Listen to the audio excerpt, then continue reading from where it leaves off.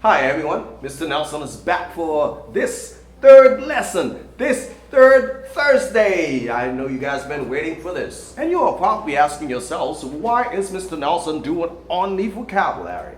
Remember what I told you at the very beginning, we're just doing the first part. Of course, we're not going to continue doing vocabulary, but vocabulary is pretty much important for you guys. And the vocabulary words that I'm giving you are not regular words or words that you guys have problems with. As a matter of fact, this is part of the difference. You remember there are 5 parts and vocabulary, but we're doing mostly differences. Let's go for the first one. We're talking about drinking alcohol. Drinking alcohol. You know, I know you guys love to drink alcohol. Okay, let's go for the next first one. Someone who drinks alcohol is an alcoholic. When you're an alcoholic, you drink alcohol. But what is the difference basically? An alcoholic is someone who is addicted to drinking alcohol. When you are addicted to drinking alcohol, you are an alcoholic. You are addicted, you are obsessed, you love drinking alcohol. And the next one is a drunkard. A drunkard is someone who is often drunk. He's often drunk. That person is a drunkard. Alcoholic is addicted. But drunkard, you are often drunk. Every time I see you, you're drunk. So you are a drunkard. Now, let's get down to the word tipsy. Tipsy is when you are a little drunk. When you are drunk lightly. When you're a little drunk, you are tipsy. Tipsy, little drunk. Sober, you are not drunk at all. You are not drunk at all. No alcohol. You are sober. Okay. Why no? Why no? That's when you drink cheap alcohol. In Creole, people would call you kakakle. Whereas alcoholic and drunkard are tafiate. Because when they call you wino, you go low. The price you pay is so low. But if you drink something like whiskey, vodka, tafia, ou c'est un drunkard, ou puis on c'est un alcoholic. Mais là, c'est un bon marché, on boit 5 gouttes, 10 gouttes, qui bon, ça encore. 25 gouttes, 30 gouttes, 50 gouttes, on boit dans le cup. Les samoun yo do, c'est un wino. Wino basically was from the word wine. It used to be used for people drinking cheap wine. But nowadays, it is applied to anyone. It is applied to anyone. We use it especially for anyone that drinks cheap alcohol. Okay? Moonshiner. Moonshiner is not a tafiate. Be careful. Pas parce que moonshine c'est quoi qui veut dire que moonshiner c'est moun ka boire. No, no. A moonshiner is someone who sells illegal. You see someone who sells illegal distilled alcohol. We call that person a moonshiner, ou bien moun qui fait clair, qui fait mélange là, ou bien moun qui fait tirose, ou bien qui fait associé, qui fait l'autre type de clair ça, ou les moun ça yon moonshiner, parce que ça le fait aller illegal, c'est pas illégal de faire, pas passer pas payer taxe, pas payer rien. OK, moun ça c'est un moonshiner. Soit c'est un vendeur ou bien c'est un moun qui fait mélange ça. They call that person a moonshiner, the person who sells illegal alcohol, illegal distilled alcohol, something he prepares or he or she prepares by him or herself. You know, that person does not pay any tax. You don't pay any tax. You are a moonshiner. You prepare it yourself. Impaired driving. Some people get arrested for that, for impaired driving. It's when you are caught driving while you are drunk or you've used some other illegal, drugs. Ou moun qui arrêté parce qu'il la conduit sous en état d'ivresse, ou bien parce qu'il se prend cocaine ou l'autre type de drogue, LSD, STD, whatever type of drug the person has used, STD, LSD, or anything else. So that person is caught driving. The person is arrested for impaired driving. conduit parce qu'il est drunk ou bien li under any other types of drug. So that person is arrested for impaired driving. C'est pas seulement parce qu'il boit ta fière non capable l'autre drogue li prend tout. OK, il a arrêté pour ça impaired driving. Now let's go for the difference between those two words. The first one is liquor. Liquor. The first one is liquor. Tout le monde connaît liquor. C'est ta fière boisson, we call that liquor. Okay, alcohol, whatever. But when you say liqueur, let me do liquor, li capable, some kind of whiskey ou bien une lot vodka, whatever, you will liquor. You get hard liquor too, you get soft liquor and so on. Melody, this one you say liqueur. Liqueur. Liqueur is different. Liqueur is sweet. C'est ça qui est douce là, ça vous préparer à ça, pas qu'on est qui douce yo venir. Nous qu'on a pile pas besoin de dire non yo, nous qu'on a pile là derrière, we call them liqueur, the sweet one. It's sweet. But liquor is not sweet, okay? This one is liquor, but liqueur, okay? Moonshine and booze. Usually they are the same. When you say moonshine ou bien dit booze, c'est même bagarre on dit. Mais ça qu'on fait là dit booze c'est plutôt un bail qui pas, it's not that legal. We call it booze. Mais c'est même bagarre. Qui tu dis moonshine ou bien booze the same.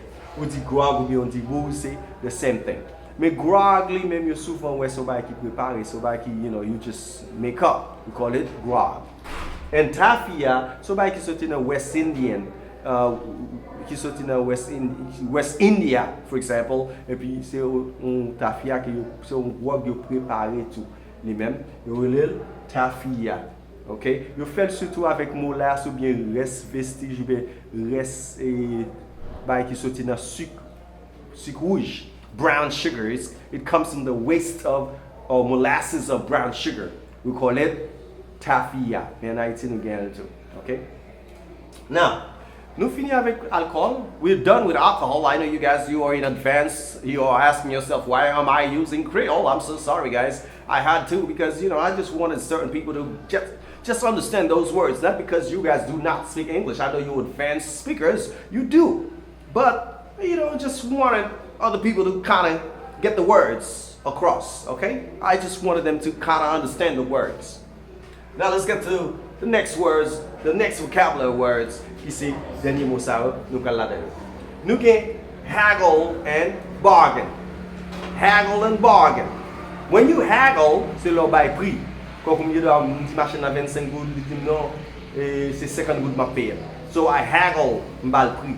I haggle. I say 50 goods. The person says, no, it's 20 goods. So I haggle. I say, how much? Ou kabam sa pour 50 goods. Ça c'est haggle.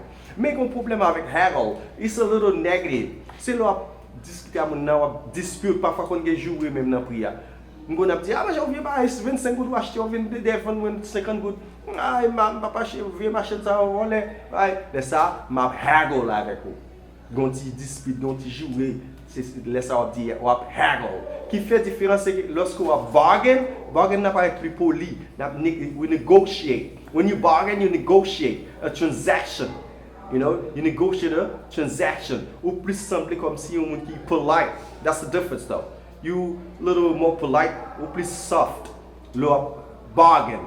Mais pourtant, le haggle plutôt qu'on dispute, comme si on jouer pour qu'à jeune prière pour moun n'a accepter pour par là. Parfois, il y a des gens qui font ça, ils disent, ah, ça 23 pour 25 euros, nous avons retire la machine. Là, c'est haggle. Mais là, je dis, chérie, on parle. Ok, souvent ça pour 25 gouttes, je vais faire un bonbon. Là, il y a un bargain, we bargain. Toujours, même tous les débats prix, mais la différence c'est que you dispute with the person when you haggle. It's persistent. Okay, it's negative, it's impolite when you haggle. That's the only difference. And bargain is more like you negotiate politely, softer than haggle. Okay, but they basically the same because what you do, you give price. Okay, mais bargain parfois dans sens they expect. I didn't bargain for that. Pas attendre de ça. Non, pas penser mon t'a fait ça non. C'est when you didn't expect something, you can use bargain. Oh, gade moun yo, mse, mde pas son ti espasy a bon mwen, gade, yo se yo bom tout kay la net. I didn't bargain for that, te pa pou sa, non, gade moun yo bon moun. They're good people, man, they let me have the whole building. You know, I bargained the room, but they let me have the whole building. So this is bargain. Now, hawker, se le ko ap van, e pou nan la ri ap rele. Diri, piti mi boire, l'eau. So you are a hawker. Ou machin pou menen, kap pale, kap van, la pou menen, la, you know, you're a hawker. You see what I mean? Let's talk about hawk. Wap hawkly, wap hawk, you know, you're a hawker. Got it. Now, let's get to the next word, which is pitchman, or pitch. Gon verb la dan ki se to pitch. When you pitch, c'est là que ou même you promote something, ou fait promotion pour produit que gagne. Nous connaissons sometimes you take a bus, you guys that go to Pictureville, Léo, Gantigua, whatever, when you're on a bus, ou jeune you moun qui monte bus là et qui pa offre des produits qui bon pour santé ou qui bon pour gosse, qui paye d'eau, moun ça la fait la pitch, moun ça c'est un pitchman. La boîte des discours pour le faut accepter. Politiciens too, the politicians, they pitch the things to politicians.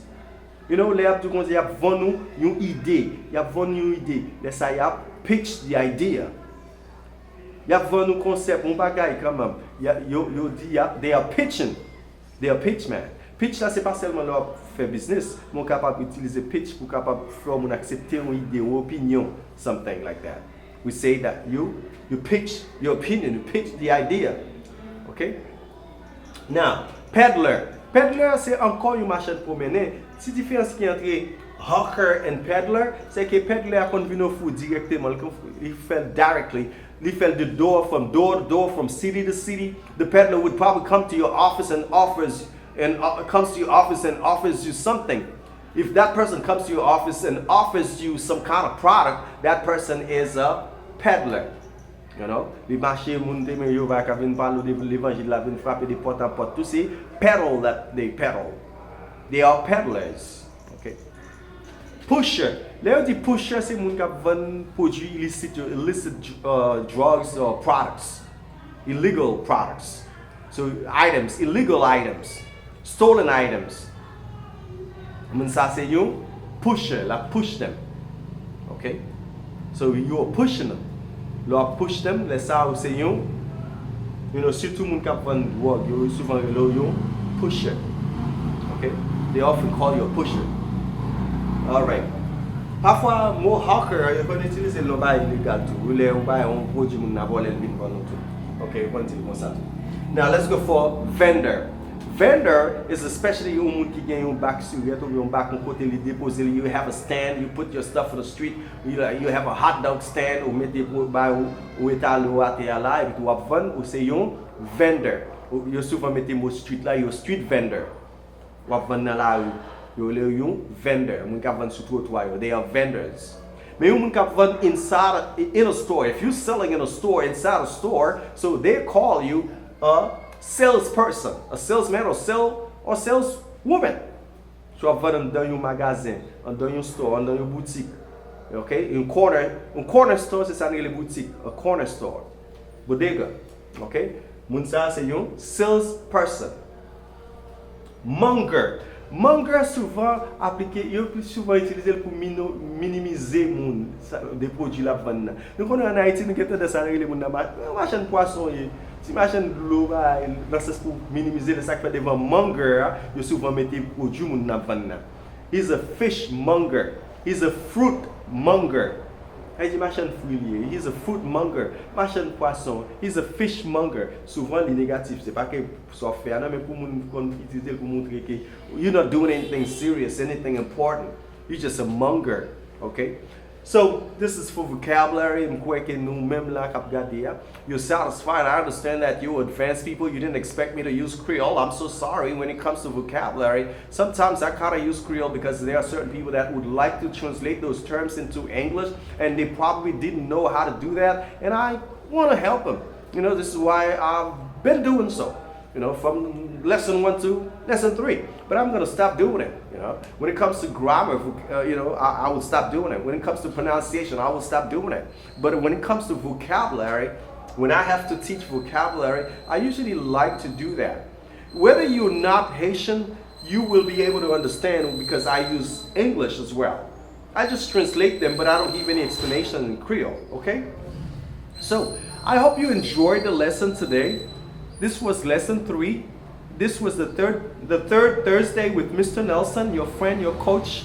And I believe you'll be waiting for me for the next lesson. The next lesson is lesson 4. It won't be vocabulary. Have a good one. Bye-bye.